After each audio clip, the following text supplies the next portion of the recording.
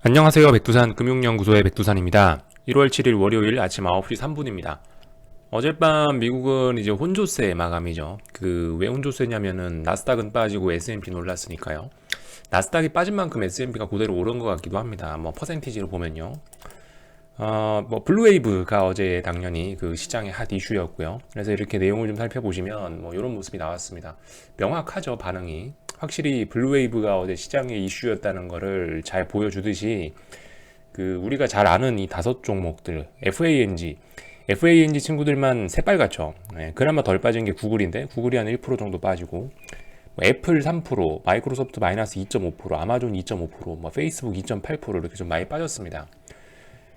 지금 보시면은 이게 왜 이런지 다 아시죠? IT 대기업들 분산해 분리한다 이런 것들.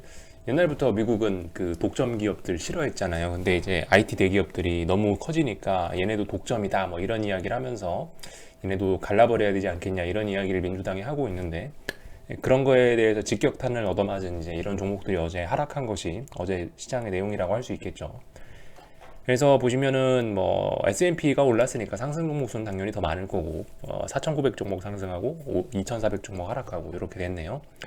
아무튼 오르다가 장중에 조금 장 막판에 좀 하락했다 이 정도 내용을 볼 수가 있겠습니다.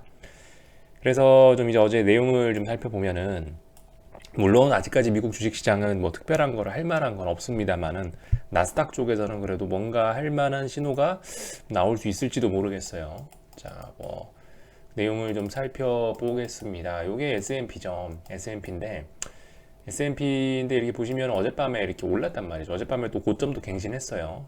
그렇기 때문에 제가 어디 붕괴시켜야 된다 했죠. 3665 정도는 붕괴시키고 그 밑에 내려오면 이제 인버스 하는 거 가능할 것 같다라고 이야기 드렸으니까 아직 기준에 충족시키지 않았죠. 예.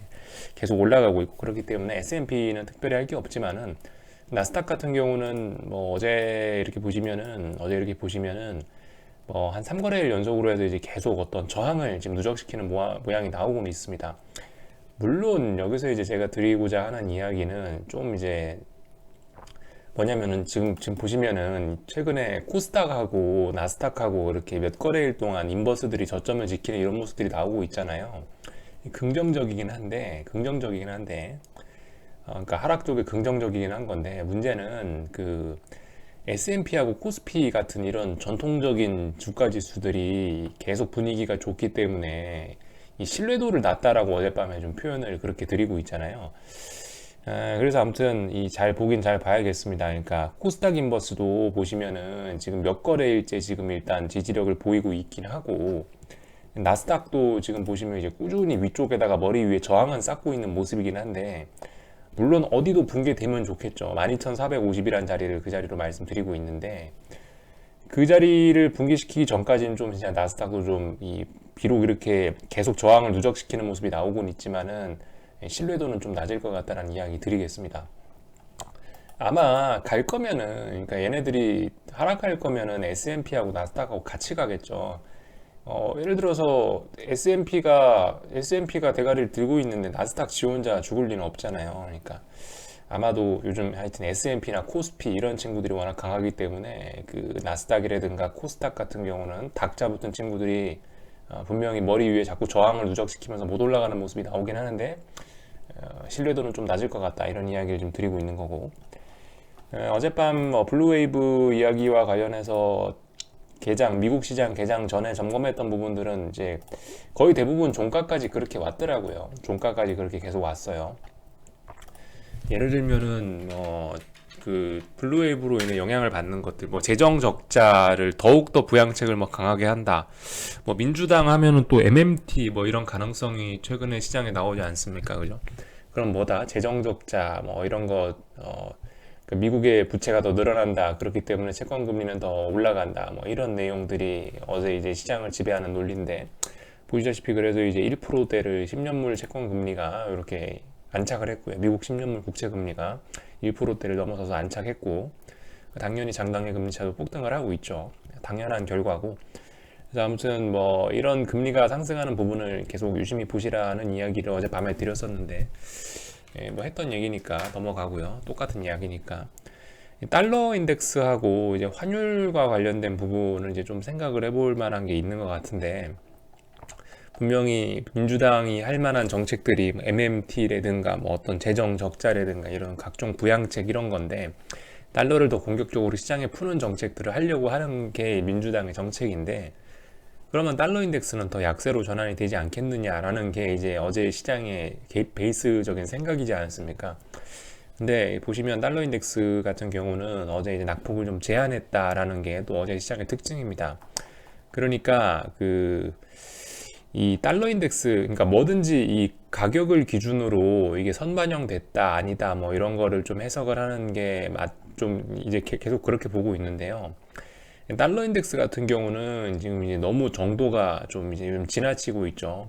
예를 들면은 뭐 각종 지표라든가 뭐 월봉상에서도 뭐 볼린저 밴드를 찢었다든가 RSI라든가 하여튼 이런 지표들, 또 그리고 이 하락하는 속도를 보면은 이 달러 인덱스 같은 것은 사실 어젯밤에 반응도 그렇고 블루웨이브 대 때문에, 블루웨이브 됐으면은 더 달러가 폭락을 하던가 했었어야 될 것 같은데, 보시다시피 어제 반응은 좀 빠지다 말았죠.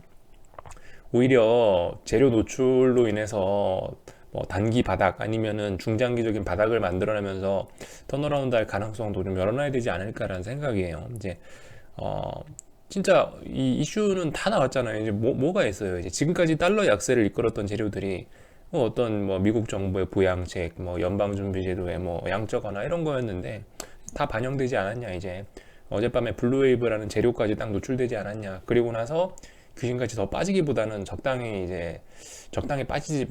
적당히 빠지다 올라오지 않았냐라는 점을 이제 말씀드리고 싶은 거죠. 그래서 아무튼 일단 달러 인덱스를 하락시킬 만한 재료란 재료는 이제 몽땅 다 나왔다라는 생각이 들고 있습니다. 이런 관점에서 시장을 보고 있고, 변동성 지수 뭐 이런 거나 좀 체크해 볼까요? 똑같이 또 그죠? 보시다시피 장 막판에 하락하면서 그 25는 계속 22는 잘 지키고 있습니다. 빅스는 21을 잘 지켜야 되고 UVXY는 11달러를 잘 지켜야 되고, 그죠? UVXY 11달러 잘 지키고 있습니다. 아주 그냥 신나게 잘 지키고 있어요. 11.35. 어젯밤에 완전 들었다 놨다 했네요, 시장이. 그죠? 이런 모습이 나오고 있습니다. 변동성 지수 쪽은 아무튼 지금 보시면 UVXY까지도 이렇게 지금 계속 11달러 아니면 뭐 10.5달러 선을 계속 지금 몇 주간 지키고 있는 꼬라지로 봐서는, 이거 대박 한번 주긴 주겠구나. 이거 보니까 한번 세게 주긴 주겠구나라는 시나리오를 좀 세워봐도 괜찮을 것 같습니다.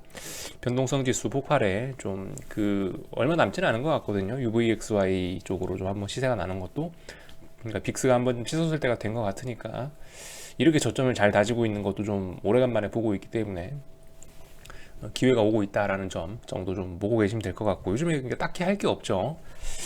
요거 정도 할 수 있는 것 같고, 나머지는 뭐 아직 아무튼 잘 나가고 있다, 이런 이야기 드리려고 하는 겁니다.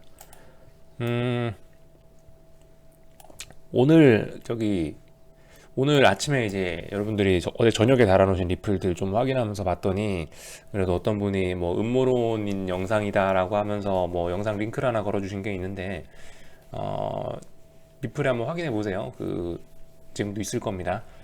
뭐 특별한 건 아니고 예전부터 제가 얘기했던 건데, 이제 위안화 관련된 뭐 이런 내용들인데, 사실 뭐 예전부터 저도 얘기하던 부분이긴 합니다. 그러니까 뭐냐면은 85년도에 플라자 합의 이야기하면서 제 영상 오랫동안 보신 분들은 다 아시죠? 제가 예전부터 이런 얘기 했다는 거. 어떤 이런 통화의 강세 이런 것들이 어떤 양털 깎기 직전에 나오는 행동들이다라는 이야기를 좀 드리면서, 그런 이야기를 작년부터 드렸는데, 85년도에 일본 양털 깎기 했잖아요. 일본 89년도에 법을 꺼트리면서 미국이 일본 양털 깎아버렸잖아요. 양털 깎기 전에 했던 게 보다 플라자 합의다. 플라자 합의 하면서 했던 게 보다 위안화랜다. 엔화 절상이잖아요.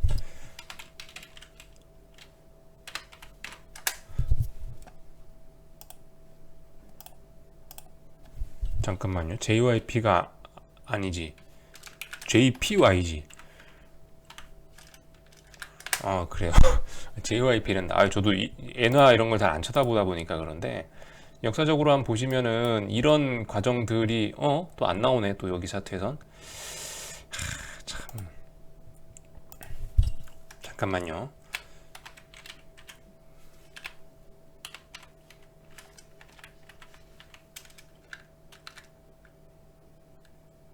아니 왜 그게 안 나오지? 끝까지 85년.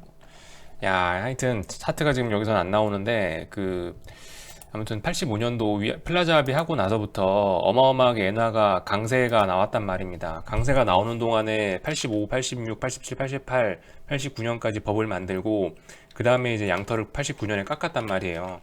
근데 이제 지금 위안화 같은 경우도 약간 이제 그런 모습이라고 좀 생각을 하시면 될 것 같다라는 이야기를 드리고 싶은 거죠. 양털 깎기 하기 전에 위안화 초강세를 만들어 놓고 지금 이제 털이 충분히 찐 상태죠. 주식시장 같은 경우도 박스권을 또 돌파 한착했고, 그렇기 때문에 뭐 그 음모론적인 이야기가 아니고 약간 좀 가능성 있는 시나리오들 중에 하나입니다. 원래 지금 미국이 어떤 제도적으로 중국을 박살내려고 하는 게 어떤 미국의 기본적인 어떤 정책 방향인데, 민주당이나 공화당이나 초당 쪽으로 지금 추진하고 있는 정책인데, 중국 조직이. 근데 중국 조직은 작전 중에 하나다. 금융 작전 중에 하나가 지금 들어오고 있는 거다. 원래 양털 깎이기 전에 토실토실하게 살을 찌워놓지 않냐, 살 찌워놓는 증거가 이거다, 뭐 이런 거다라는 이야기를 드리고 싶은 거죠. 그래서 아무튼 다음 결과는 이제 이 위안화가 약세로 급격하게 전환되면서 중국에서 자본을 싹 빼나가는 것이 어떤 그런 작전 중에 하나다라는 거 이야기 드렸는데, 하여튼 그분이 걸어놓으신 링크에 보니까 그런 내용이 정리가 잘 돼 있더라고요. 그래서 그런 부분 한 번쯤 뭐 참고하시면 좋을 것 같고, 저도 예전부터 하던 이야기라 예. 역사적으로 늘 있어 왔던 시나리오입니다. 뭐 음모론까지는 아니고, 아무튼 이런 이야기를 좀 드렸고, 한국 시장 말이 좀 횡설수설했네요. 한국 시장 넘어가서 보겠습니다. 오늘 한국은 예전부터 그런 말씀 또 드렸죠. 이 갭 상승하는 게, 미국이 상승 마감하는 것이 한국의 하락을 오히려 부추긴다라는 이야기를 드렸는데, 오늘도 가능성이 있습니다. 물론 아직 9시 15분이라 이 값이 진실한지 어쩐지 이게 종가는 아니겠죠. 아무튼 잘 보셔야 되는데, 일단 오늘 갭상승 출발했잖아요, 그죠? 오늘 선물이 갭상승 출발했습니다. 아니, 충분히 가능성 있는 자리예요. 오늘 만약에 여기 410, 411 이 자리에서 테스트를 해봤는데 밀렸어요. 여기서 저항이 생겨서 쭉 밀려가지고 쭉 내려와서 최소 하락 전환하거나, 아니면 어제의 저가도 붕괴시키거나 이러면은 이건 어떤 강력한 인버스 매수의 사인일 수 있습니다. 그런 점들 한번 잘 관찰을 해보시고, 오늘 충분히 가능성이 있어요. 갭상승 출발했다는 거, 그러니까 이렇게 음봉 만들어 놓은 다음날에 갭상승 출발했다는 것 자체가 별로 그렇게 상승 쪽에 유쾌한 그림은 아닙니다. 그리고 한 지난 8거래일 정도 폭등한 것도 있기 때문에 솔직히 쉬어가는 일 정도는 충분히 있을 거라고 생각해요. 여기서 아무튼 더 오르기도 좀 어려울 것이라 생각은 합니다. 여기서 가능성 있어 보이니까, 지금 사라는 얘기가 아니고, 그러니까 오늘 이 정도면 갭상승 출발했으니까 고점 테스트하고 충분히 한번 밀려줄 수 있지 않겠냐, 그런 이야기할 만한 가능성은 있는 날인 것 같으니까, 오늘은 어떤 기준을 갖고 조금 정성 들여서 시장을 쳐다봐도 괜찮겠다라는 거죠. 이 정도 이야기 드리고요. 이번 주가 아니지, 다음 주가 이제 옵션 만기 주입니다. 그죠? 여기 보시면은 1월 11일부터 해갖고 15일까지, 14일까지죠. 이제 이번 옵션 만기가 한 5거래일, 6거래일 정도 남았는데요. 한 4, 5거래일 정도, 이제 오늘까지 포함해서 하나, 둘, 셋, 넷, 다섯, 여섯, 6거래일 남은 건데, 보시다시피 옵션이 양쪽 다 더럽게 비쌉니다. 예를 들면 더럽게 비싸다는 증거는 양압이, 그죠? 여기 보시면 변동성 지수가 27이라는 거를 보시면 아시겠죠? 변동성 지수 27이라는 얘기는 옵션 양압이 더럽게 비싸다는 얘기인데, 보시면 이렇다라는 겁니다. 보시면 지금 양압이 자그만치 12 정도 됩니다. 12, 13 근처에 육박합니다. 이게 6.8이니까 7 가까이 된다 치고, 이거는 5.7 이 정도 되니까 이거 6에 가깝다 치면은 한 13 정도, 13이 좀 안 되죠.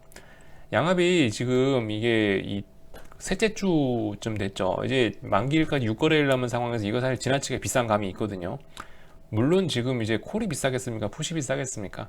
물론 둘 다 비싸지만 아마 제 생각엔 콜이 좀 더 비싸지 않을까라는 생각을 하고 있어요. 외가들 하는 꼬라지를 보면 분명히 지금 콜이 풋보다는 확실히 더 비싸다고 생각할 수 있을 것 같고, 그런 의미에서 좀 일단 조심해야겠죠. 콜이 그만큼 만기를 몇 거래일 앞두고 저렇게 콜이 살이 많이 붙어 있으면은 최소한 상승적으로는 좀 제한되거나, 오르더라도 콜옵션 시세 안 주고 차분하게 오르는 그런 모습 나올 수도 있으니까, 아무튼 그 옵션 매수로 재미 보셨던 분들은, 콜옵션 매수로 재미 보셨던 분들은 최소 다음 주 만기주는 조금 좀 주의해야 되지 않겠냐, 뭐 이런 이야기 정도 드리도록 하겠습니다.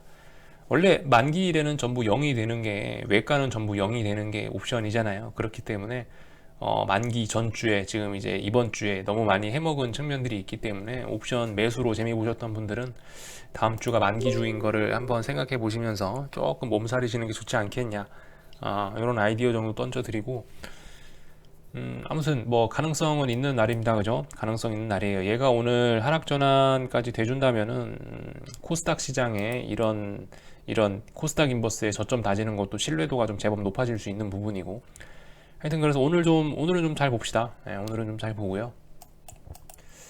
아무튼 오늘도 외국인의 선물 매도는 뭐 이어지고 있다. 이게 장 마감까지 이어질지 어쩔지 모르겠습니다.